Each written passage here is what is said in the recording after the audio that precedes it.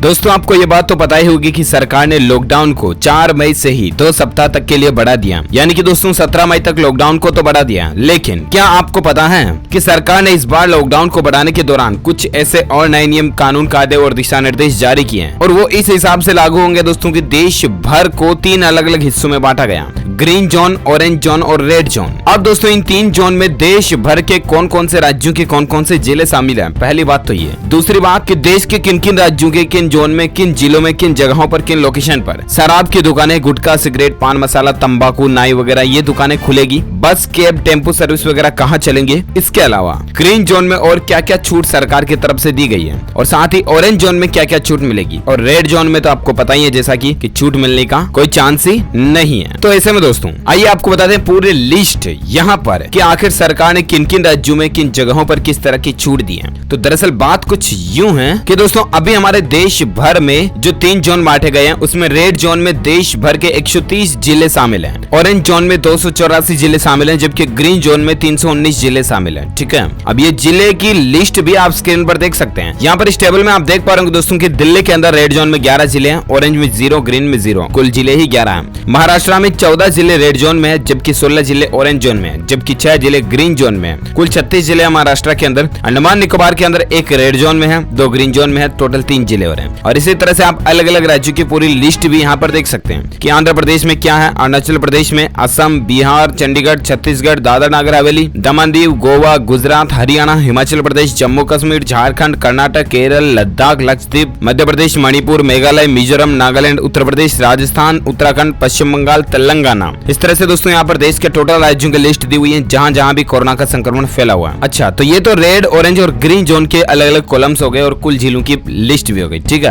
अब आखिर दोस्तों ग्रीन, रेड और ऑरेंज जोनों में क्या क्या छूट दी गई है। 17 मई तक देश भर में क्या खुला रहेगा और क्या बंद रहेगा। खुला रहेगा तो कहाँ कहाँ क्या खुला रहेगा। जी हाँ, तो कोरोना वायरस को फैलने से रोकने के लिए दोस्तों सरकार ने लॉकडाउन को 2 सप्ताह तक के लिए बढ़ा दिया, राइट। हालांकि इस बार ग्रीन और ऑरेंज जोन में पहले से ज्यादा छूट दी जाएगी, लेकिन शारीरिक दूरी यानी कि फिजिकल डिस्टेंसिंग के नियम पहले की तरह ही जारी रहेंगे। ट्रकों और मालवाहक वाहनों को किसी भी पास की जरूरत नहीं होगी। स्वास्थ्य मंत्रालय के अनुसार देश के रेड जोन के तहत 130 जिले, ऑरेंज जोन के तहत 284 जिले और ग्रीन जोन के तहत 319 जिलों को रखा गया। हर सप्ताह इसका आकलन किया जाएगा और संक्रमित मामलों के अनुसार जोन में बदलाव भी होगा। तो इस तरह तो दोस्तों सरकार ने ये प्लानिंग बनाई है, ठीक है ना। लेकिन अब बात करते हैं अपन, तो दोस्तों देख पा रहे कि गृह मंत्रालय की ओर से रेड, ग्रीन और ऑरेंज जोन के लिए अलग अलग गाइडलाइंस तैयार की गई है। गृह मंत्रालय ने कहा दोस्तों कि रेड जोन में कई तरह के प्रतिबंध होंगे, ग्रीन और ऑरेंज जोन में काफी छूट दी गई है। आइए दोस्तों आपको बताते हैं कि आखिर आपका जिला किस जोन में आएगा। तो दरअसल आपको बता दें कि कैसे तय होगा रेड, ऑरेंज और ग्रीन जोन। हर जिले की रिस्क प्रोफाइल बनेगी। ये कुछ सारांश भी आप देख सकते हैं हाइलाइट्स दोस्तों कि लॉकडाउन को 3 मई से लेकर 17 मई तक बढ़ाया गया। देश के हर जिले की एक रिस्क प्रोफाइलिंग तैयार की जाएगी। देश भर को 3 जोन में बांटा गया।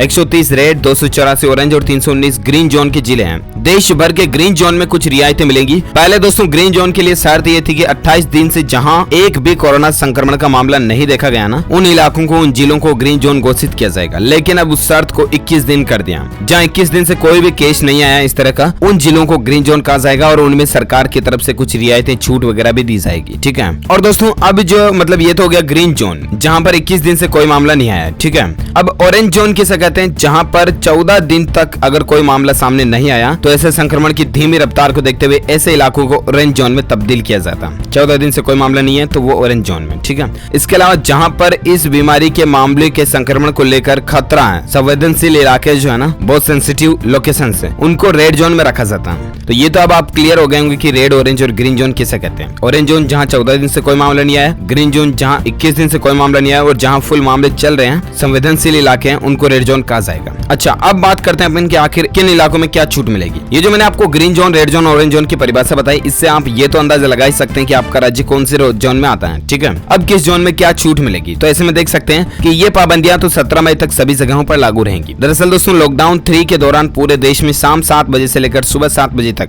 जरूरी सेवाओं को छोड़कर लोगों को घर से बाहर निकलने की इजाजत नहीं होगी। इस दौरान लोगों की आवाजाही रोकने के लिए स्थानीय प्रशासन द्वारा धारा 144 भी लागू की जा सकती है। और साथ ही इस दौरान रेलवे, हवाई, मेट्रो और अंतर्राज्यीय बस सेवाएं भी नहीं चलेंगी। स्कूल, स्कूल, कॉलेज, अन्य शैक्षणिक संस्थान, होटल, रेस्टोरेंट, बार, सिनेमा, मॉल, हॉल आदि सब कुछ बंद रहेंगे। धार्मिक, राजनीतिक, सांस्कृतिक, सामाजिक और खेलकूद से जुड़े जमावड़े पहले की तरह प्रतिबंधित रहेंगे। अच्छा, ये तो कुछ ऐसे नियम है दोस्तों जो कॉमन है, सभी जोन के लिए लागू रहेंगे, ठीक है ना, समझ रहे हो ना आप। इसके अलावा भी देख सकते हैं कि पूरे देश में 65 साल से ज्यादा उम्र के बुजुर्ग, जो बूढ़े दादा दादी हैं, या फिर 10 साल से कम उम्र के बच्चों और इसके साथ ही गर्भवती महिलाओं, माताओं, बहनों और गंभीर बीमारी से ग्रस्त मरीजों को घर से बाहर निकलने पर पाबंदी रहेगी, क्योंकि दोस्तों इन सभी कैटेगरी के लोगों की इम्यूनिटी पावर यानी कि प्रतिरक्षा तंत्र की शक्ति जो वो कमजोर होती है और इसलिए ये बाहरी वातावरण से कोरोना के संक्रमण में ज्यादा फंस सकते हैं, ज्यादा जल्दी चपेट में आ सकते हैं और इसलिए सरकार ने इन लोगों पर पाबंदी लगा दी। अच्छी बात है। अच्छा, इसके अलावा दोस्तों रेड जोन में सीमित सेवाएं हासिल होंगी, लेकिन ग्रीन और ऑरेंज जोन में कंटेनमेंट एरिया और उसके चारों ओर बफर जोन को छोड़कर बाकी क्षेत्रों में नाई की दुकान, शराब की दुकानें, सिगरेट, पान मसाला, गुटखा और तंबाकू की दुकानों को खोलने की भी अनुमति मिलेगी।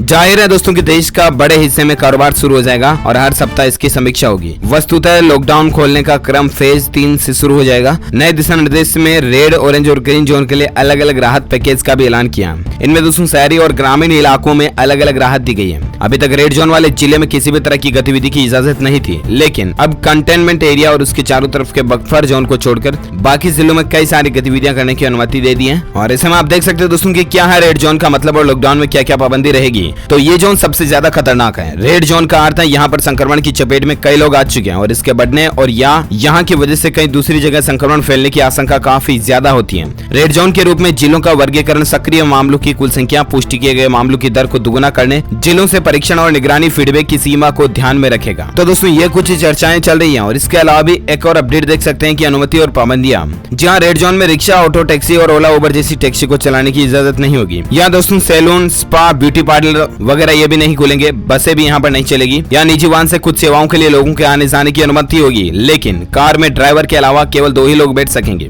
तो भैया वाहन की स्थिति में केवल चलाने वाले को ही आने जाने की अनुमति होगी। ये कुछ चीजें स्पेशली इस जोन में लागू होने जा रही है। इसके साथ ही जरूरी सामान जैसे कि दवा, मेडिकल उपकरण और उनके लिए अन्य सामान बनाने वाली इकाइयां समेत पूरे सप्लाई चेन के साथ ही IT हार्डवेयर की इकाइयों को भी, मजदूर आधारित जूट और पैकेजिंग उद्योग को सोशल डिस्टेंसिंग के नियमों का पालन करते हुए शर्तों के साथ काम करने की छूट होगी। इसके अलावा प्रिंट, इलेक्ट्रॉनिक मीडिया, IT सेवाओं, call centre, cold storage, warehousing सेवाओं को, निजी सुरक्षा गार्ड को काम करने की छुट्टी दी गई है, मतलब छूट दी गई है, उनको इजाजत है काम करने की, लेकिन सोशल डिस्टेंसिंग और सरकार के नियमों का पालन करते हुए, ठीक है। इसके अलावा केवल वही कंस्ट्रक्शन का काम होगा जहां मजदूरों के रहने की व्यवस्था होगी। वे बाहर से मजदूर लाकर काम नहीं कर सकेंगे, ठीक है। इसके अलावा मॉल और बाजार बंद रहेंगे, लेकिन कॉलोनी, रिहायशी और अलग थलग वाली सभी दुकानों को खोलने की अनुमति दे दी गई है। इनमें जरूरी और गैर जरूरी सामान का अंतर नहीं किया गया। ई कॉमर्स को केवल जरूरी सामान सप्लाई करने की ही अनुमति होगी। गैर जरूरी सामान बेचने पर प्रतिबंध रहेगा। ई कॉमर्स जैसे कि स्नैपडील, फ्लिपकार्ट, अमेजोन, अलीबाबा वगैरह वगैरह, तो इनको केवल जरूरी सामान बेचने की ही अनुमति है फिलहाल तक, ठीक है। इसके अलावा दोस्तों सभी निजी ऑफिस को यानी कि प्राइवेट ऑफिस जो है कंपनी के, उनको खोलने की इजाजत दे दी गई है, लेकिन केवल 33% स्टाफ के साथ ही काम करेंगे। बाकी स्टाफ घर से काम करेगा, यानी वर्क फ्रॉम होम भी साथ में रखना पड़ेगा। इसके अलावा सभी सरकारी ऑफिस खुले रहेंगे, जहां उप सचिव से ऊपर के सभी अधिकारी मौजूद रहेंगे, लेकिन बाकी स्टाफ में केवल 33% से ही काम चलाना पड़ेगा।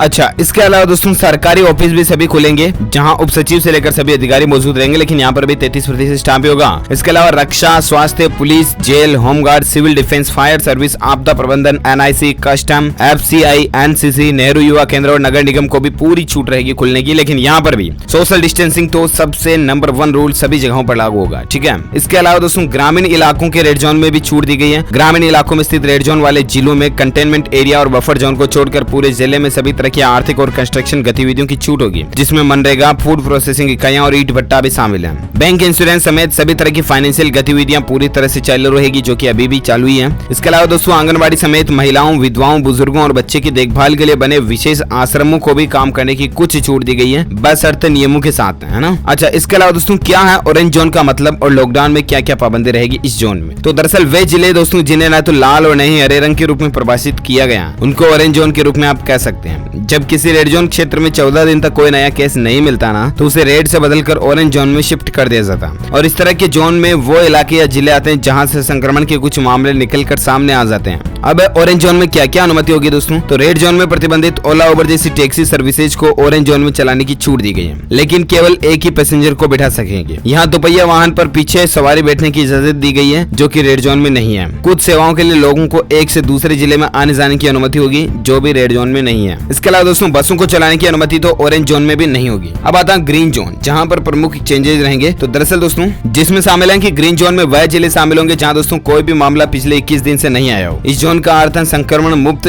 जोन घोषित हो जाना। हालांकि इस दौरान कहीं पर भी भीड़ इकट्ठा होने या सोशल डिस्टेंसिंग की बात मानना जरूरी है। ग्रीन जोन के अंदर भी जिन जिलों को क्वारंटाइन में रखा जाएगा उन्हें किसी भी तरह के मेल जोल की इजाजत नहीं होगी। यहाँ पर क्या क्या अनुमति मिलेगी? तो जैसा कि मैंने आपको बताया DLS न्यूज के ऊपर शुरुआत में इस अपडेट के वीडियो में। इसके अलावा आज के मॉर्निंग न्यूज बुलेटिन अपडेट में भी मैंने आपको बताया था दोस्तों की ग्रीन जोन में क्या क्या शर्तें होंगी, किन जगहों पर छूट दी जाएगी। रेलवे बसें कुल मिलाकर के सब जगहों पर अभी भी बंदी है और बंदी रहने वाली है। ठीक है, ओके दोस्तों, तो इसके साथ ही ये आज की बड़ी खबरें और green zone, red zone, orange zone को लेकर उम्मीद है क्लियरिफिकेशन आपको जरूर जानने मिला होगा। वैसे दोस्तों आप मुझे नीचे कमेंट करके जरूर बताना कि आपके राज्य में जहां आप रहते हो ना वो जिला कौन से जोन में आता है, रेड जोन में, ग्रीन जोन में या ऑरेंज जोन में, आपका जिला कौन से जोन में आता है। जो लोग इसका सही जवाब इस वीडियो के नीचे कमेंट बॉक्स में देंगे ना वो रैंडमली पिक किए जाएंगे हमारी DLS न्यूज टीम की तरफ से और आप जीत सकते हैं एक शानदार सरप्राइज गिफ्ट जो कि गिव अवे के रूप में आप तक पहुंचा दिया जाएगा। और साथ ही अगर आपको ये वीडियो अच्छा लगा तो इसे लाइक कीजिए, शेयर कीजिए अपने दोस्तों के साथ फेसबुक और व्हाट्सएप पर। और दोस्तों अगर आप DLS न्यूज पर पहली बार आए ना तो चैनल को सब्सक्राइब करके बेल आइकन भी जरूर दबा देना ताकि आपको रोजाना के ताजा अपडेट्स तुरंत मिलते रहेंगे। Thank you, take care, good bye, जय हिंद, जय भारत, वंदे मातरम।